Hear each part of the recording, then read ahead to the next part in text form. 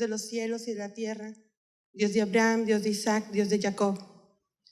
Venimos hoy delante de tu presencia, Señor, pidiendo tu misericordia, tu perdón, para pedir que nos prepares, Señor, para recibir tu palabra que es una delicia, tu palabra que es más dulce que la miel, Señor. Pedimos esa bendición con la cual no podemos estar. Bendícenos, Señor, porque contigo queremos estar siempre adheridos a ti y no separarnos de ti jamás. Prepara nuestra mente, Señor, para esta palabra con la que tú vas a labrar esta tierra y prepararnos como las vírgenes prudentes, las vírgenes sensatas, que se preparan diligentemente para esperar a su Señor y la redención que con Él viene. Bendito seas en el nombre de Yeshua, nuestro Señor y Salvador. Amén.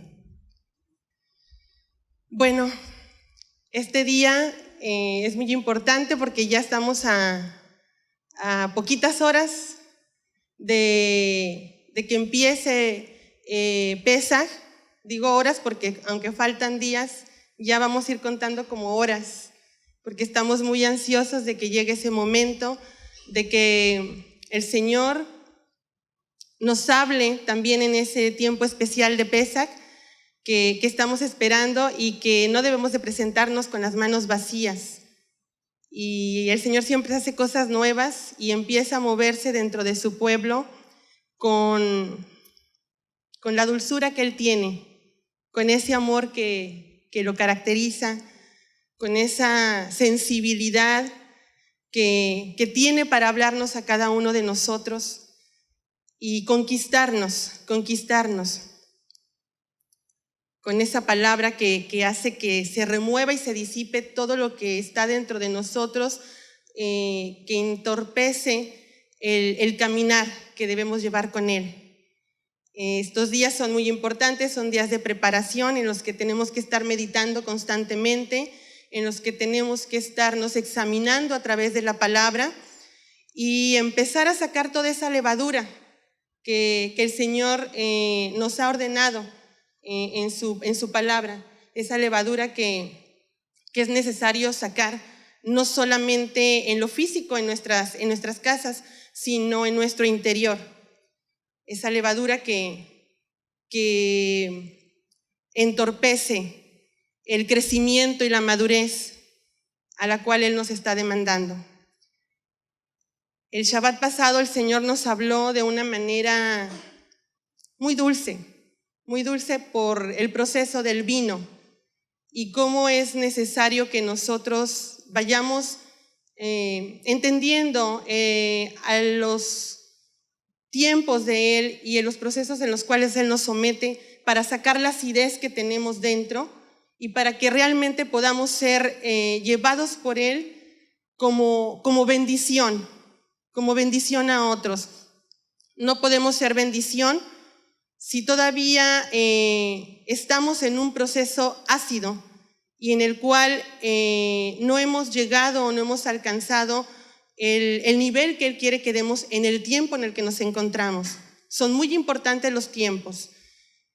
Entonces, ahora con esto que se acerca Pesaj, el Señor nos está hablando a eso, a reflexionar en lo que necesitamos sacar, en lo que ya no debemos abrazar, ya no debemos retener y que es necesario soltar, porque es un tiempo de libertad.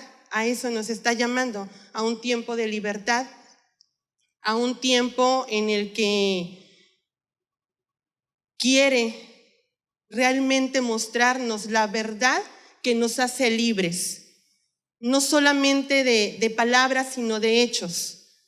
Los hechos son muy importantes porque a veces se nos olvida y nos quedamos solamente con la palabra y los hechos se quedan olvidados. Y Él nos llama a eso, a los hechos. Cuando sacó al pueblo de Egipto, lo sacó apresuradamente, sin darles tiempo de meditar en lo que estaban incluso haciendo. Solamente obedezcan.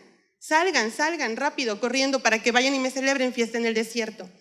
Así hoy nos llama a nosotros a estar de la misma manera, apresurándonos y preparándonos para alistarnos a ese tiempo que se avecina. Es un tiempo muy especial y debemos de estar así anhelándolo. Hoy trae una palabra importante para analizar y comprender por qué tenemos tantas luchas, por qué se nos hace difícil a veces dar el paso que Él nos demanda. Y empezaremos a analizar la escritura en Números 20, verso 14, si me acompañan por favor, donde dice el Señor: envió Moisés embajadores al rey de Edom desde Cades, diciendo: así dice tu hermano Israel, tú has conocido todo el sufrimiento que nos ha sobrevenido. El Señor hoy nos habla del proceso de sufrimiento, de dolor o de angustia que pasamos y que tiene un propósito. El nombre de Esaú es muy importante porque no solamente se refiere a una descendencia en lo natural, sino se refiere también a una naturaleza. Ahora la mayoría se va o se basa en seguir una línea a una estirpe, una descendencia, y ahí ubicarla. Pero el Señor nos habla no solamente de esa parte literal, sino de irnos a la naturaleza, porque podemos no ser de la línea o la descendencia de Esaú, pero podemos estar mostrando los rasgos del carácter de Esaú por la naturaleza. Y eso es muy importante. Recordemos el momento en el que le fue anunciado a Rebeca el nacimiento que iban a tener de sus dos hijos, Esaú y Jacob, y cómo el Señor le dice que en su vientre habría dos naciones y que una, la menor, sería la mayor, que el menor sería el que regiría y que el mayor serviría al menor. No era algo como lógico porque en lo natural se entiende que el mayor, el primogénito, ese llevaba la estafeta y llevaba la autoridad en la familia. Pero el Señor había estipulado que sería el menor, en este caso Jacob. Ahí vamos a entender por qué hoy y generaciones pasadas hemos estado viendo en el transcurso y en la historia esta serie de acontecimientos donde vemos desatándose guerras como lo que estamos viviendo hoy en día en Siria. Para poder entender esos sucesos en lo natural, vamos a irnos a la parte espiritual, porque cada uno de nosotros está viviendo un conflicto similar a lo que se vive en Siria. El Señor es tan grande y maravilloso que no solamente plasma la maldad que se ha generado en el ser humano a través de la caída, nos lo palpa de una manera tan clara que eso mismo nosotros estamos viviendo en nuestro interior. Cada día, en cada momento, tenemos esa misma lucha. Y vamos a ir viendo escrituras que nos van a mostrar cómo es que esto se desarrolla. Vemos en la descendencia que viene de Abraham dos vertientes. Una que viene por el lado de la sierva, Agar, y otra que viene por el lado de la esposa, Sara. Una línea nos habla de muerte y otra línea nos habla de vida. Por el lado de la sierva encontramos a Ismael y por el lado de la esposa Sara encontramos a Isaac. Pero también en la línea de donde viene Isaac encontramos a Esaú y Jacob. por parte de Esaú, por como vemos su recorrer en la palabra, vemos el odio que se manifiesta en él para con su hermano. Y es muy similar al que presenta Ismael. Entonces aquí encontramos dos opositores que están en contra de la vida. Dos opositores que están en contra de la autoridad de Dios. Hay un pasaje en Números 20, verso 17, donde el Señor nos dice: te rogamos que nos dejes pasar por tu tierra, no pasaremos por labrados ni por viñedos, no beberemos agua de ningún pozo, iremos por el camino real, sin apartarnos ni a derecha ni a izquierda, hasta que hayamos pasado por tu territorio. Esto le dice la descendencia de Jacob a la descendencia de Esaú. La contestación de Esaú es muy clara. Dice: pero Edom le respondió: no pasarás por aquí, de otro modo saldré contra ti armado. A Edom se le cambió el nombre a Esaú, se le cambió el nombre por Edom. Y hay algo muy peculiar en el nombre de Edom, muy similar al nombre de Adán. Tiene las mismas 3 letras en hebreo, pero con su diferencia en el contenido o en el significado. Es muy importante los nombres en hebreo porque nos abren un panorama muy grande en base a la palabra. Como 3 letras que forman un mismo nombre, aparentemente, traen rasgos diferentes en su comportamiento, en su carácter. Uno nos habla de la divinidad del Señor manifestada en el ser humano, y otro nos habla del enemigo que se manifiesta también en el ser humano.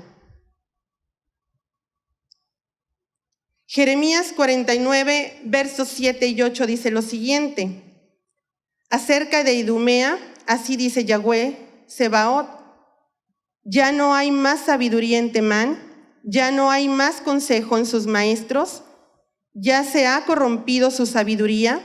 Huid, volveos atrás, cavad refugios, oh moradores de Dedán, porque a Esaú le envío su desastre en el tiempo de su visitación.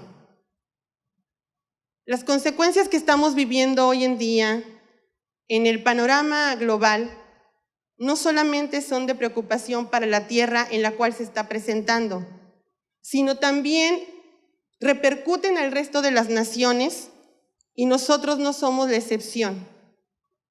No debemos estar de alguna manera indiferentes o fríos ante los sucesos, porque solamente se está preparando el panorama para que se cumplan las escrituras que el Señor había pautado para estos tiempos. Pero también nos habla de la situación espiritual en la que se encuentra su iglesia, su remanente, en conflicto constantemente, en una lucha constante, donde ha cedido territorio al enemigo.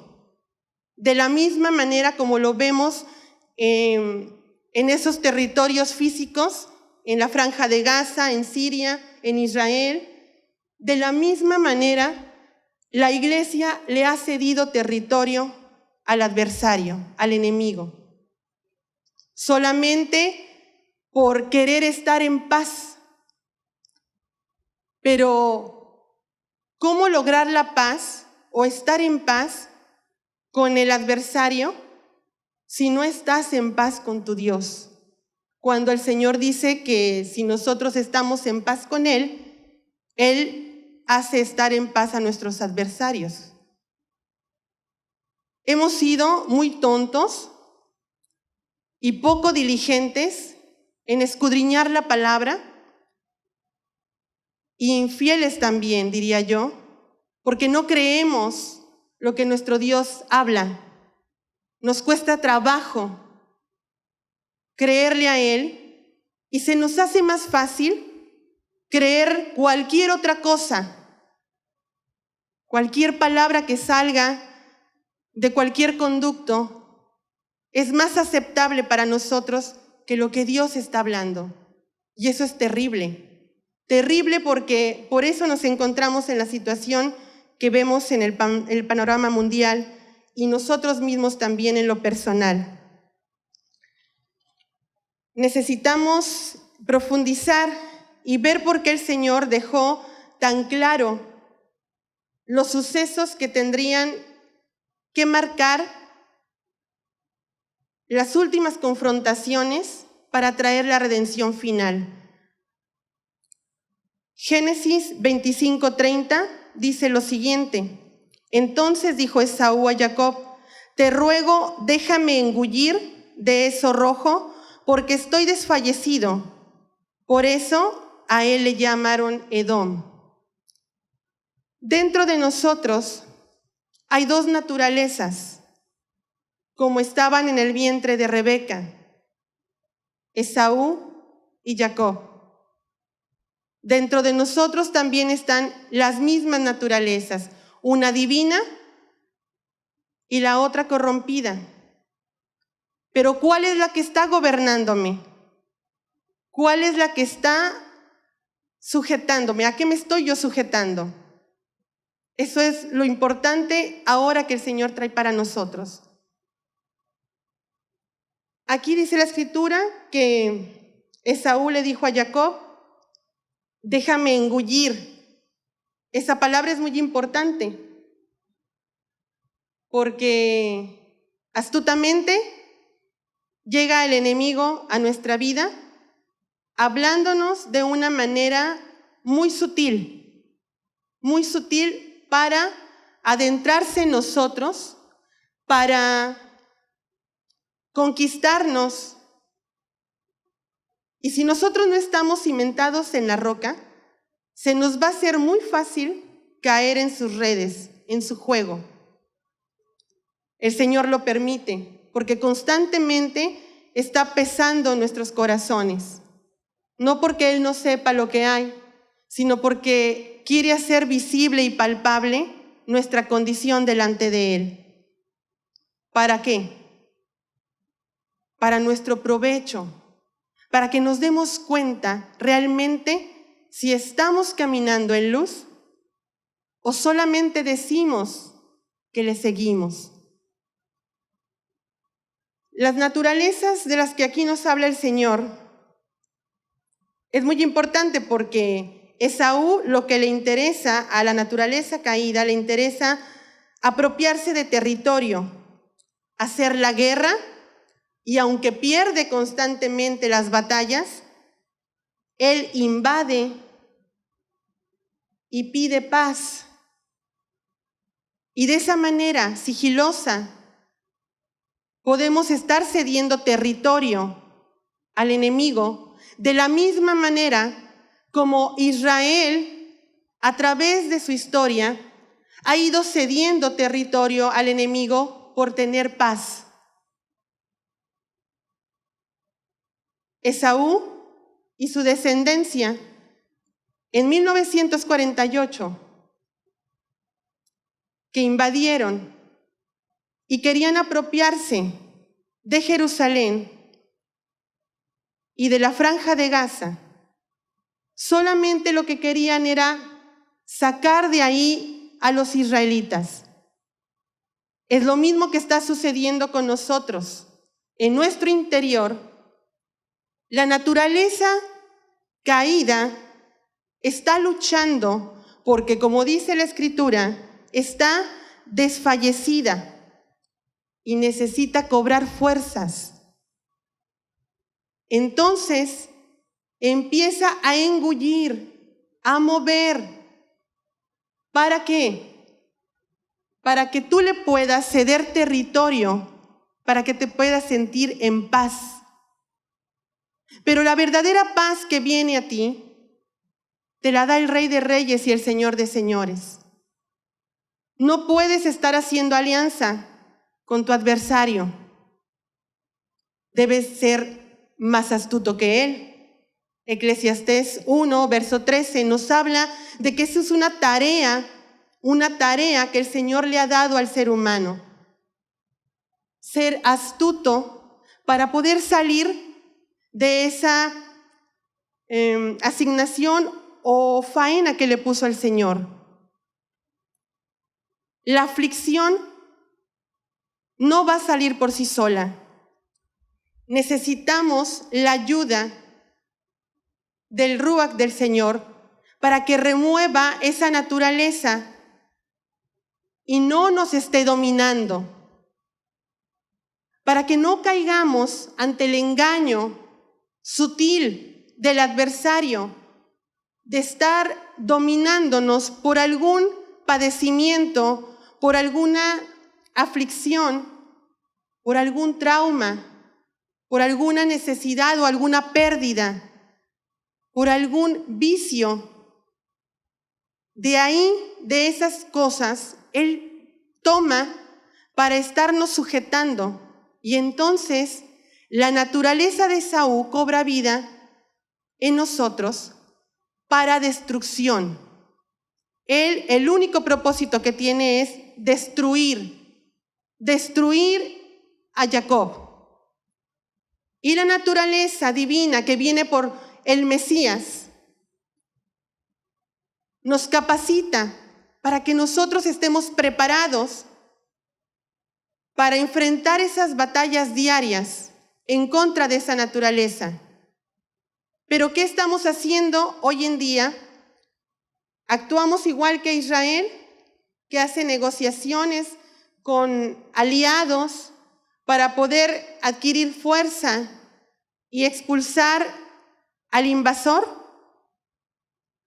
¿O nos sometemos a la autoridad del Señor para que Él sea quien realmente gobierne nuestra vida y que la naturaleza divina del Mesías esté cobrando vida en nosotros por su redención, por su sangre?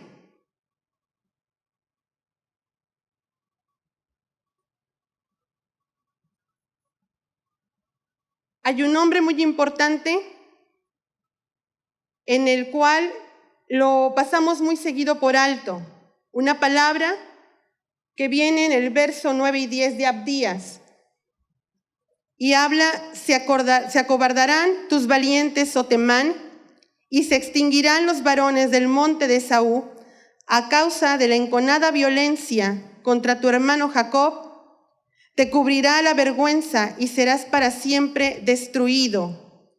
Esa palabra violencia en hebreo es jamás.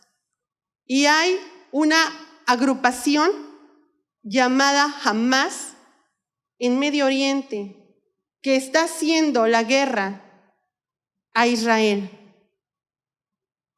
Violencia. Y es un grupo sanguinario y violento que no solamente está en el exterior, también está en cada uno de nosotros, por cuanto no nos hemos sometido a la autoridad del Padre. Y esa agrupación, violencia, jamás te quiere controlar, quiere apoderarse de tu territorio, quiere gobernarte. Y hemos estado cediendo ese territorio por estar en paz, por no tener conflictos, por no estar en luchas ni en confrontaciones. Pero también nos tenemos que cuidar de Ismael. Israel tiene muchos enemigos, también nosotros. Pero no los vemos porque no tenemos la revelación del Padre para poder observar lo que se ve en el ámbito espiritual. ¿Oramos acaso para que se nos abran los ojos y podamos ver lo que no ven nuestros ojos? Si eso estuviéramos haciendo, iríamos avanzando, pero la iglesia se ha quedado estancada, se ha quedado en un letargo. porque sigue doctrinas de hombre que lo tienen estacionado y no avanza ni en el conocimiento de su Dios, ni en ejecutar la palabra que le es mostrada. Tenemos un retroceso y necesitamos avanzar, necesitamos crecer, necesitamos madurar. No hemos valorado lo que el Señor ha dado desde el principio, su herencia. Pero su herencia no se limita a una posesión de tierras, no se limita a tesoros aquí. Su herencia es más grande, pero el pueblo, la iglesia, no le importa, porque solamente quiere los tesoros en la tierra. Necesitamos anhelar esa bendición que es dada por el Padre, la herencia del primogénito. Todas las luchas que estamos viendo hoy en día y que vienen desde generación en generación, es por eso, por la herencia del Padre.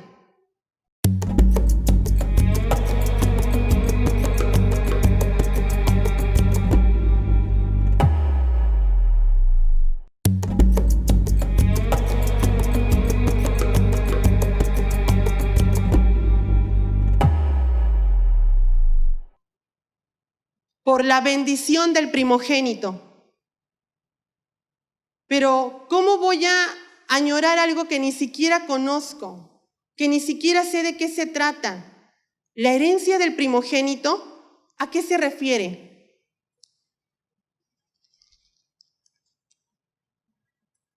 Lucas 24:50 nos habla de la herencia y de cómo en el tiempo de Yeshua tenían pleno conocimiento e importancia del tema. La herencia del primogénito incluye 4 cosas importantes. La bendición sacerdotal, esta la encontramos en Números 6, 22 al 27. La doble porción de la herencia, que vemos en Segunda de Reyes 2, 8 y Deuteronomio 21, 17. La preeminencia entre los hermanos, Génesis 37, 5 al 11. Y la autoridad física y espiritual, Génesis 41, del 37 al 45. Ahora, la bendición sacerdotal.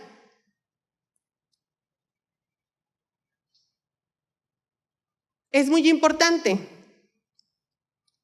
porque esa es dada no solamente a la tribu de Leví, sino está para todo primogénito que el Señor ha llamado con un servicio, con un trabajo específico, con un llamamiento especial. Pero ni siquiera sabemos a qué nos ha llamado el Señor. Acompáñenme a esa escritura de Números 6, por favor. 6, verso 22 al 27, para analizar la bendición sacerdotal. Dice, habló Yahweh a Moisés diciendo, habla a Aarón y a sus hijos, diciendo, así bendecirás a los hijos de Israel. Diles, Yahweh te bendiga y te guarde.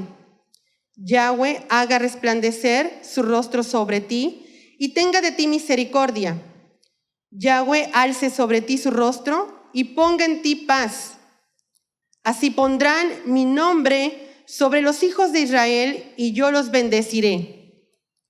Esto es muy importante porque el Señor dice que a través de esta bendición especial, Él hará poner su nombre sobre los hijos de Israel. Pero ¿qué es el nombre del Señor? ¿A qué se refiere con el nombre del Señor? Es una pregunta que deberíamos hacernos o deberíamos ya saber a qué se refiere con el nombre. El nombre de Dios es muy importante y no estamos hablando de un nombre en específico, sino de lo que envuelve toda su gloria, toda su presencia, su autoridad, sus rasgos, quién es Él. ¿Cómo voy a saber yo cómo es mi Dios? ¿De qué manera le voy a conocer? Hay una manera muy específica que Él nos ha dado, y esto es por su Torá.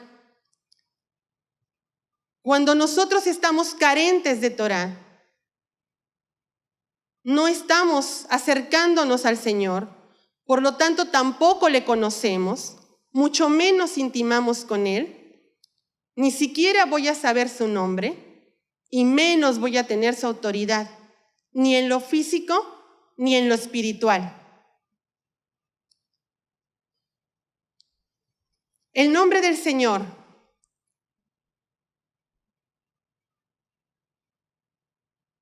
¿Qué es lo que encierra esta palabra que también tantas veces repitió nuestro Mesías? Que también vemos en el libro de Hechos situaciones donde se ve involucrado el nombre del Mesías. Y esto es porque, como vemos en la Escritura de Números 6, quien reciba la bendición que viene aquí descrita, el Señor hará reposar su nombre sobre esa persona. Esa autoridad, tanto en lo físico como en lo espiritual, lo vemos reflejado en un hecho que pasó con unos mercaderes ambulantes que vieron cómo Pablo reprendía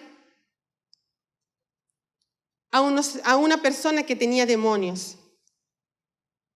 Y a estos mercaderes ambulantes se les hizo bien fácil querer imitar lo que Pablo hacía. Y empezaron a hacer exactamente lo mismo.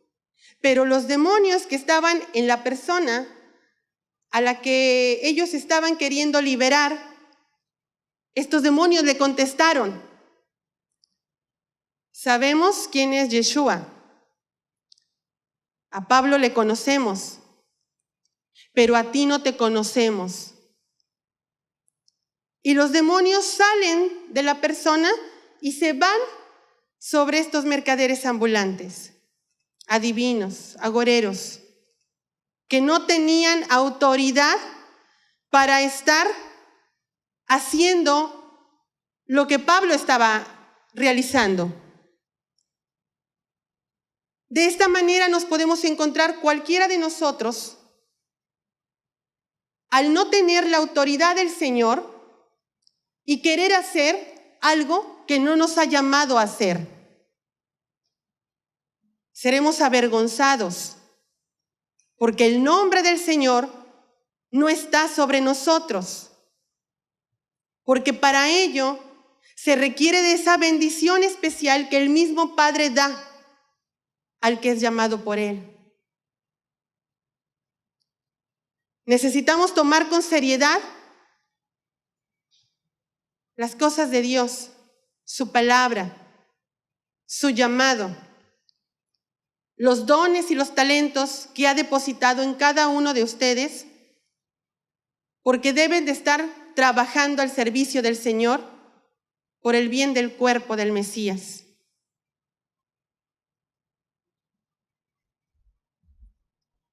El nombre del Padre, aquel que recibe la bendición del primogénito, recibe su nombre, porque el nombre nos habla de autoridad, nos habla de propósito y nos habla de misión.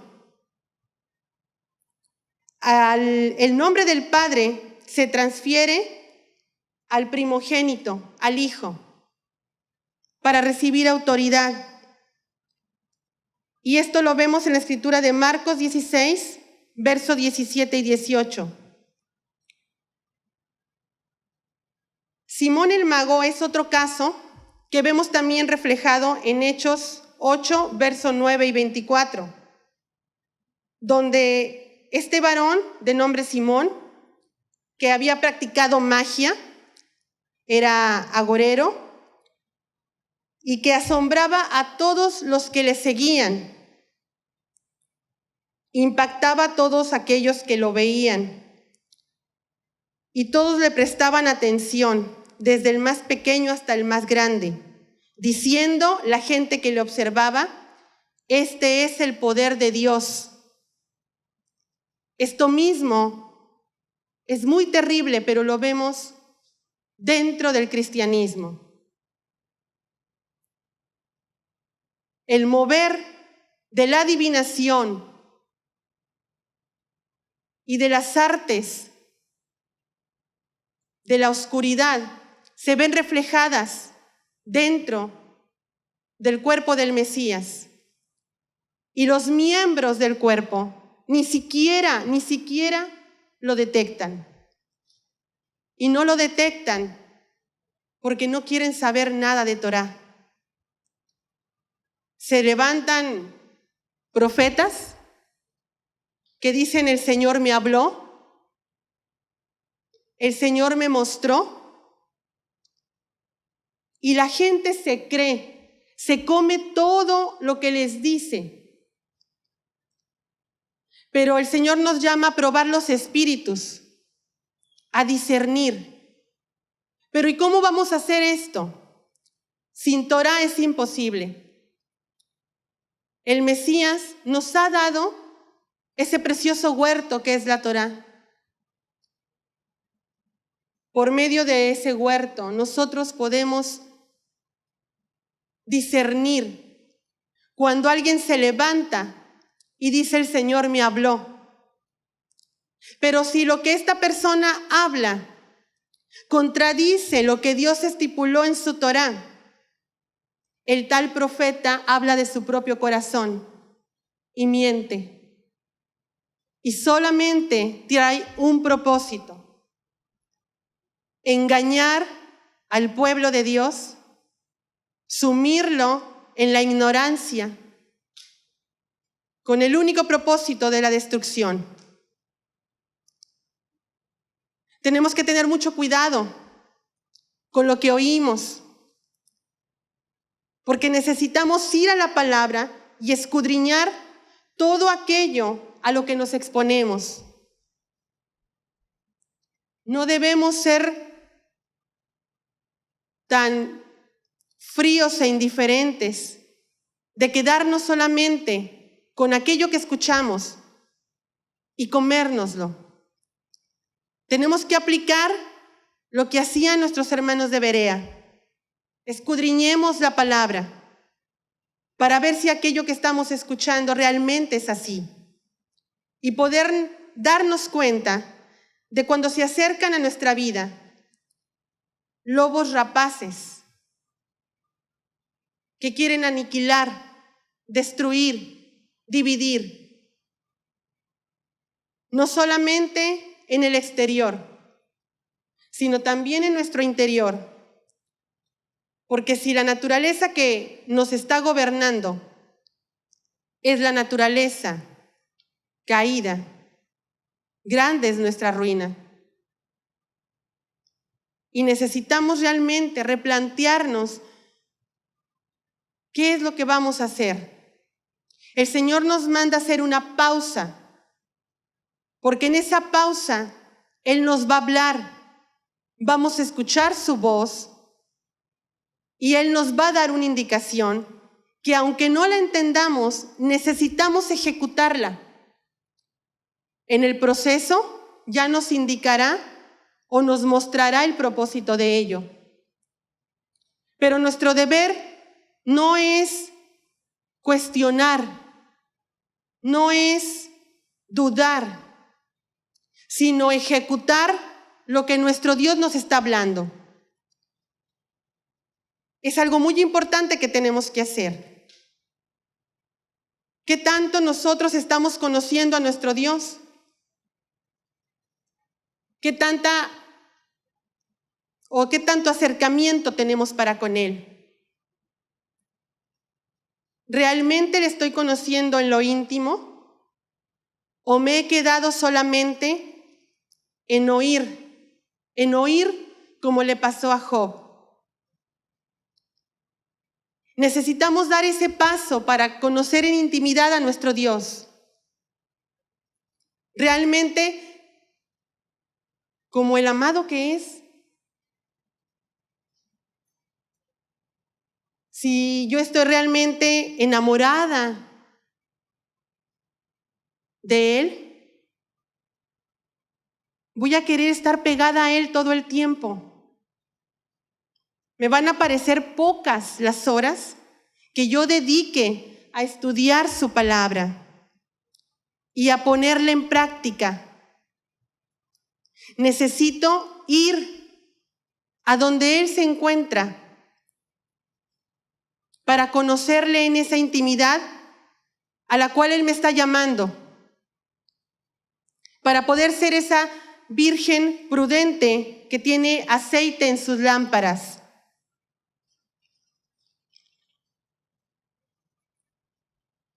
Romanos 7, 22 al 24, dice lo siguiente: porque según el hombre interior me deleito en la ley de Dios, pero veo otra ley en mis miembros que combate contra la ley de mi mente y me encadena a la ley del pecado que está en mis miembros.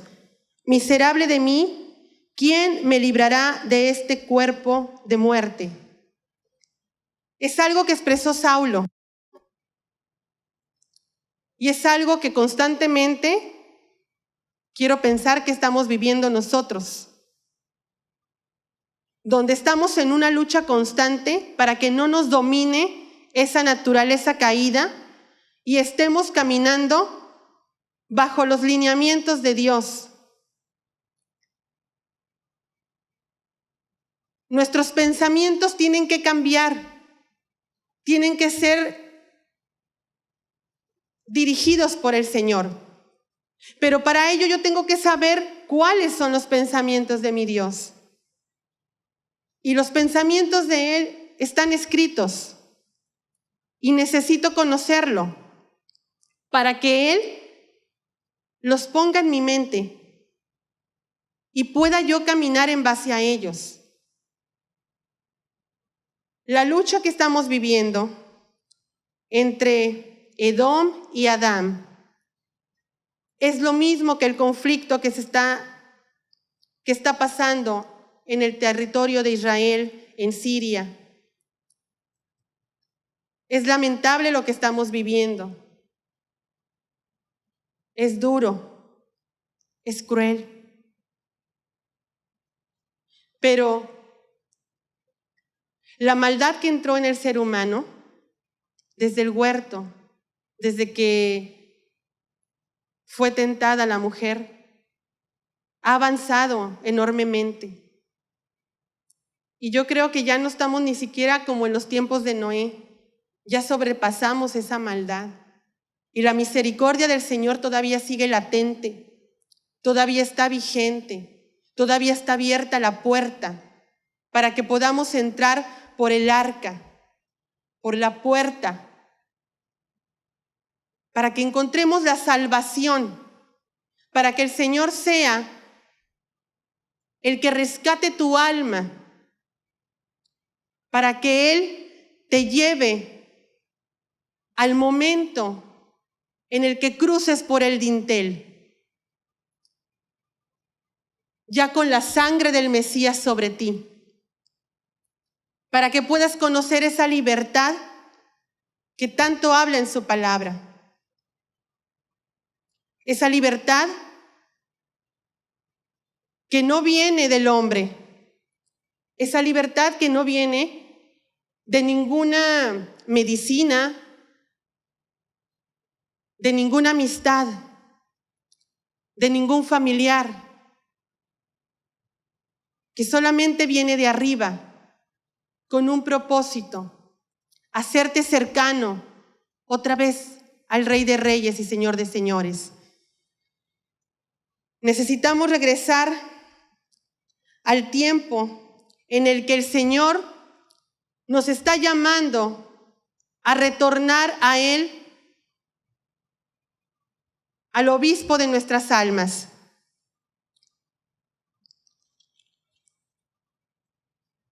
Mateo 4 nos habla de en el momento en que el Señor fue llevado al desierto para ser tentado. Vienen 3 pasos claves ahí muy importantes que nosotros debemos de tener presentes. En el primero, dice la Escritura, que Satanás se acercó a él y le dijo: si eres hijo de Dios, di que estas piedras se conviertan en pan. ¿Cuántas veces hemos detectado esa misma Escritura en nuestras vidas? Si es que estamos adheridos al Señor. Porque yo creo que han sido más de una vez. ¿Cuántas veces el adversario se acerca a nosotros y nos dice exactamente lo mismo? Si eres hijo de Dios, haz esto, haz aquello. Si eres hijo de Dios. ¿Por qué dice si eres hijo de Dios? Porque si el nombre del Señor está sobre ti, la autoridad del Padre también lo está. Y Él es astuto y sabe a quién acercarse, sabe a quién ir, sabe a quién hacer caer en tentación. Él no va a ir con la gente que no está estudiando la palabra. Esos no le interesan, porque esos los tiene completamente controlados. Él va a ir con aquellos que no solamente están dedicando su tiempo y su vida a estudiar o escudriñar la palabra, sino que avanzan en aplicar lo que el Padre les enseña. A ellos va a ir y a ellos les va a decir: si eres hijo de Dios, haz esto, haz aquello. Es algo muy importante que tenemos que tener claro para detectar cuando sigilosamente o astutamente se acerque el adversario a nosotros con el permiso de Dios. Él no se acerca por voluntad propia. A Él le ceden el derecho para que llegue a nosotros y nos someta a esa prueba. Pero ¿qué debemos hacer? ¿Qué es lo que le dijo el Mesías? Escrito está: no solo de pan vivirá el hombre, sino de toda palabra que sale de la boca del Señor. Realmente nosotros esa palabra la vivimos para poder externarla de esa manera. ¿Contestaríamos de la misma manera que nuestro Señor al adversario cuando estemos en esa situación? Para poderle decir: yo solamente me sujeto a lo que mi Dios me pide, a lo que mi Dios me ordena.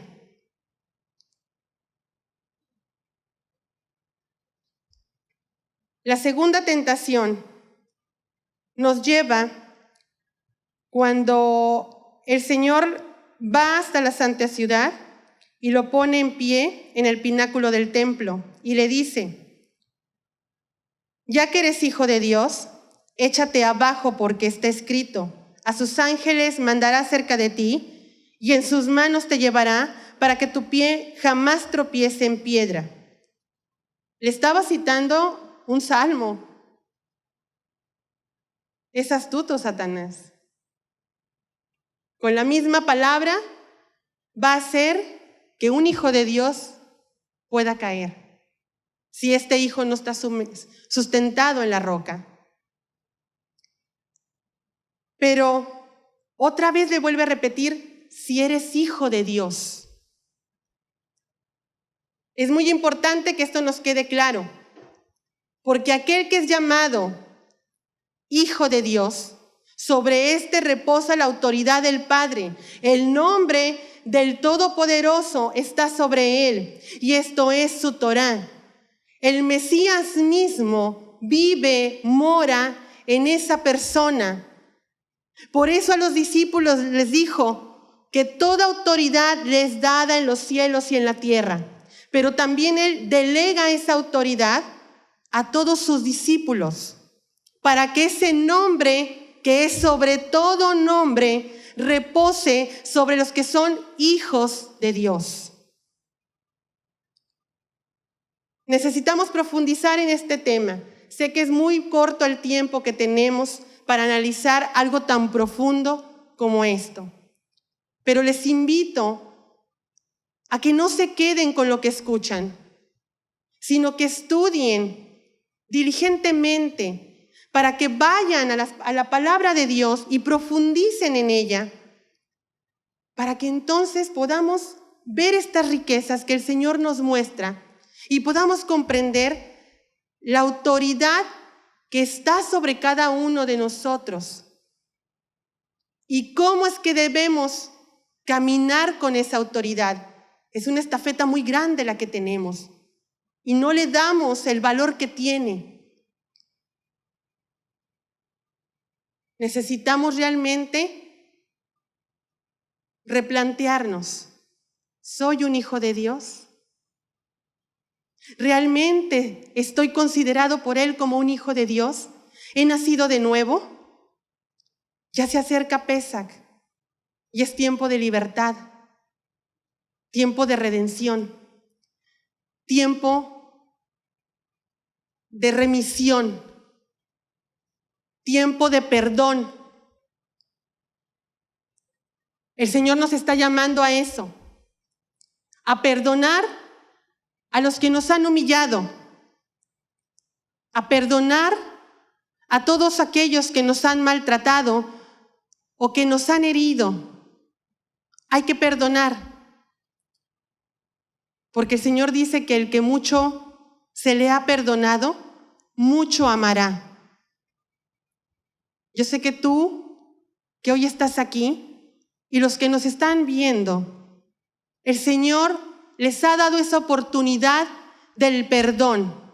Ahora nos toca a nosotros también perdonar a todos aquellos que nos han lastimado, para que esa acidez que todavía está dentro de nosotros salga definitivamente y podamos experimentar la dulzura que el Señor quiere que tengamos para también manifestarla a los demás. Y entonces hablar del amor grande y poderoso que es nuestro Dios, no solamente de palabras, sino de hechos. Esa dulzura para poder externarla aún en tiempos de aflicción, en tiempos de dolor, que podamos transmitir el amor del Señor en esos momentos. Que el Señor los bendiga. Y nos vemos para celebrar juntos Pesaj, porque hay sorpresas y hay primicias que entregar al Señor. Shabbat Shalom.